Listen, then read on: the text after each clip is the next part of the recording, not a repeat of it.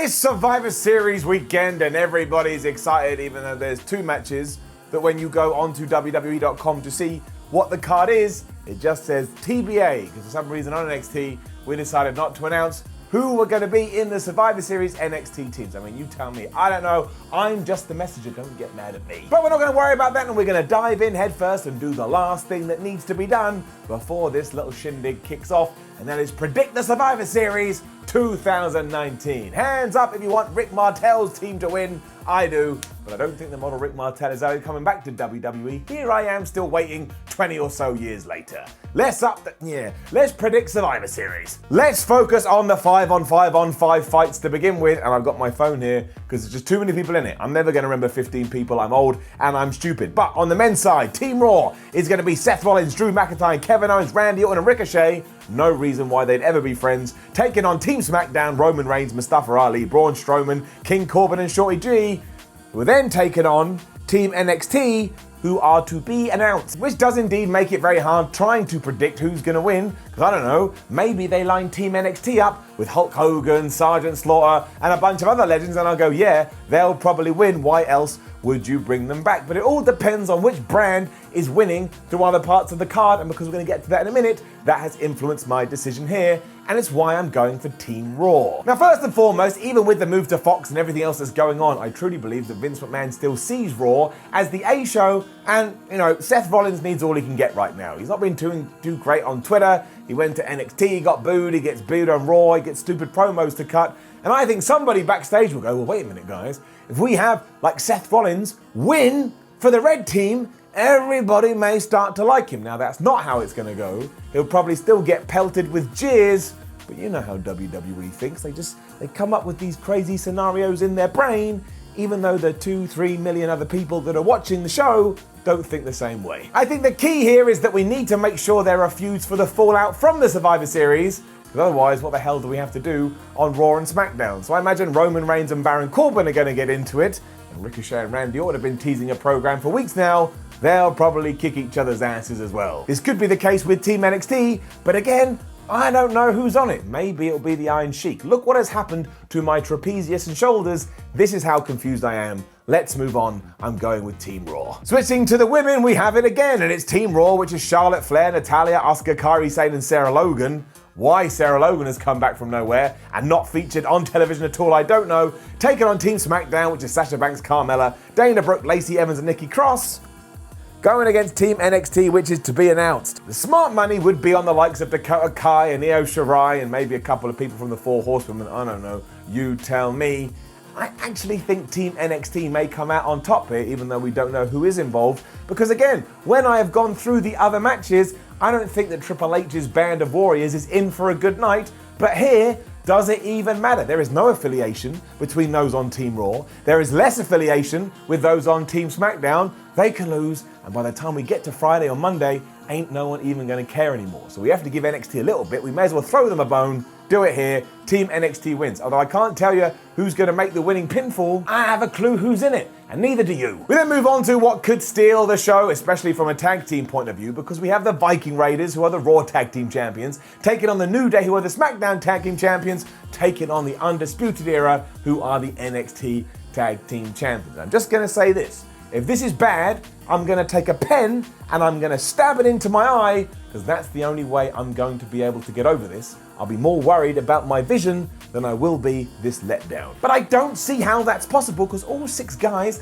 are so good. The Viking Raiders, underrated tag team, especially since they moved to the main roster. They haven't been used their best. The Undisputed Era are brilliant, and there's a reason the New Day have been together since 70-42. It's because they have chemistry and they know what they're doing. I can honestly see Big E and Kofi Kingston coming away the winners as well, and I don't really know why, other than the fact how they're booked. No offense to the Undisputed Era, but I don't think Vince McMahon's going to get behind them, just my gut feeling. And the Viking Raiders lost to the OC a few weeks ago, so they ain't infallible, they ain't bulletproof. But the New Day, they're fun, they're exciting, they sell merchandise. Big Vinnie Mac is clearly a fan. I think they may get a win for Team SmackDown here. I really do. Even more so, because 12 months ago, don't forget it was the New Day that got the 1 in 6-1, and then nobody was allowed to talk about that because it was on the pre-show. So why don't we make it up here? Bit of a left field pick.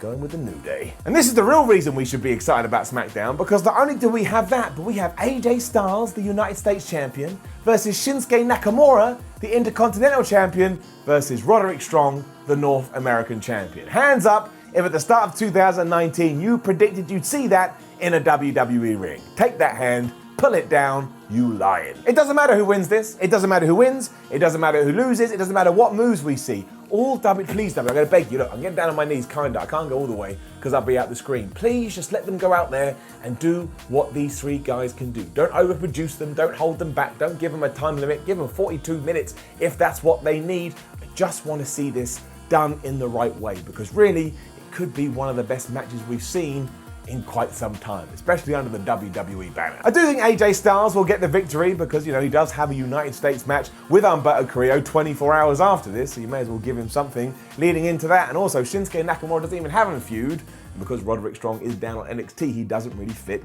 into the main roster bubble. And you could have Nakamura take the pin here. Again, he's usually hiding in the shadows anyway. Styles can in with a phenomenal forearm, 1, 2, 3.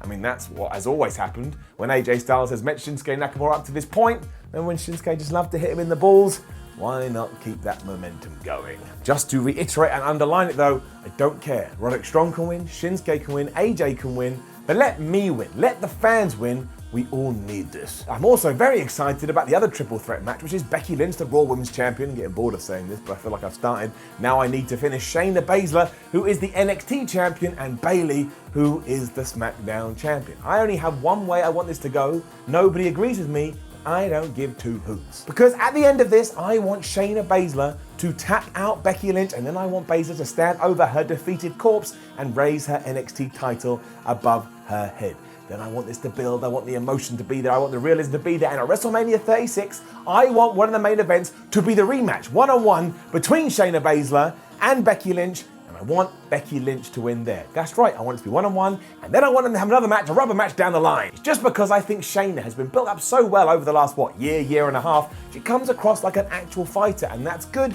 in the world of professional wrestling, and nobody is more important than Becky Lynch. So if you can really get the torment across that Lynch can't believe that she lost, and now she needs to get her revenge, we're about to start a really, really good 5-month story. And you never get that in WWE. I like long-term angles. And I know I've just kind of pushed Bayley to one side throughout all of this, but that doesn't matter. She won't take the pin, she won't lose, and she can go and feud with whoever she wants when SmackDown rolls around. I mean, Carmella needs something to do, stick her there. Alternatively, you could have Baszler beat Bayley instead, but just please let there be some kind of friction between the man and the former UFC fighter. That is what I want. It'd be money, I tell you, money, I'll throw it into your face. NXT will then take center stage as Adam Cole will go head-to-head whoever wins at NXT TakeOver War Games between Pete Dunne, Killian Dane, and Damian Priest.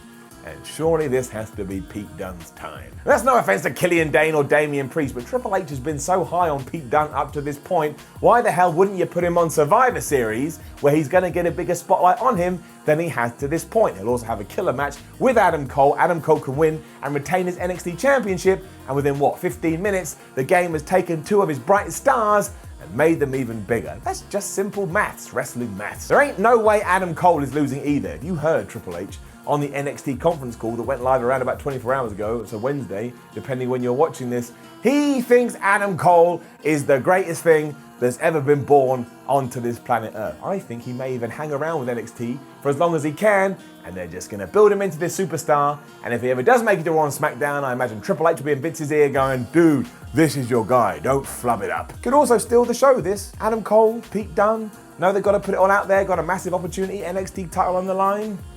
Keep an eye on it. And then it is our 2 World Championship matches, and we will start with the Fiend Bray Wyatt taking on Daniel Bryan for the brand new blue Universal Belt. The cool thing about this, or at least from my point of view, is that you actually have presented a situation I didn't know existed. Like, I was desperate for Bray Wyatt to win the title, and when he did, I kept bleating on about when he does, he better destroy everybody, and if you take it off him within a month, I'll be pissed. And while I still agree with that, if Daniel Bryan actually walked away with the gold, I wouldn't be pissed at all, because for some reason, I just love Daniel Bryan. I don't know what it is, but he can do whatever he wants, and I will always be a fan. It is probably too soon for that, because I kind of feel like Daniel's going through some kind of character transformation, and he should get to the end of that before he actually becomes the man again. And also, we do need to keep the belt on Bray, otherwise this Fiend character is going to be absolute nonsense. The real question is, how the hell do you even book this match? I mean, is it a clean finish? Do we get some kind of shenanigans? Does Sami Zayn get involved? He's been like yelling at Daniel Bryan for a while.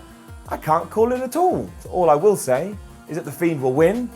Daniel Bryan will do something, but I tell you, he's going to get mad, but I think Daniel Bryan is a better wrestler than Seth Rollins. In fact, I think Daniel Bryan is one of the best wrestlers in the world.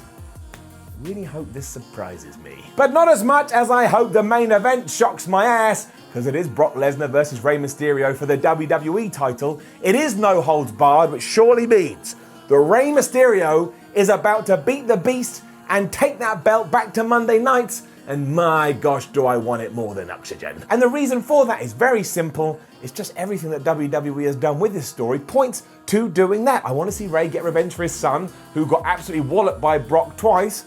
And also, Rey Mysterio at this point is an absolute legend, and he's never had a proper run with the top belt. We only had it back in the 2000s. It was constantly like, oh, he's tiny, he's a little man, he's got a big heart, but look how short he is. What an asshole. Now you can just go, change the game. Absolute legacy, legend, hero, all these words, icon. He's now got the title, and doesn't he deserve it? Also, Rey Mysterio is never going to beat Brock Lesnar clean, but that's why it's no hold bars. That's why it's no DQ. Just have Cain Velasquez come out. He can beat up Brock Lesnar for a while. You start that feud, probably pay it off WrestleMania 36. Rey Mysterio walks away with the belt, but Brock Lesnar doesn't lose any of his momentum. See? It won't happen now. Brock Lesnar will just beat Rey in 32 seconds, and I look like a chump, but it's my predictions video. I'm standing by it. Rey Mysterio, come Monday, will be the damn WWE champion. And if not, where's that pen? I'm poking my eyes again. Come on. And that's that. That is Survivor Series 2019 on paper. It is a damn good show, and I'm hoping it will be as enjoyable as it seems. Make sure you let us know what you think about the pay-per-view in the comments below. Are you excited? Are you not? Are you just one big cynic? Like, share, and subscribe. Head over to whatculture.com and read yourself some articles. Follow What Culture on Twitter and What Culture WWE. Watch more videos here. On What Culture Wrestling. My name is Simon from What Culture, and don't forget 24 hours before Survivor Series, you also have NXT War Games, which probably ties into Survivor Series as well. It's just an exhausting wrestling world we're living in. It never stops. It's like a freight train of nightmares, but also dreams, because I love sports entertainment. I will see you soon.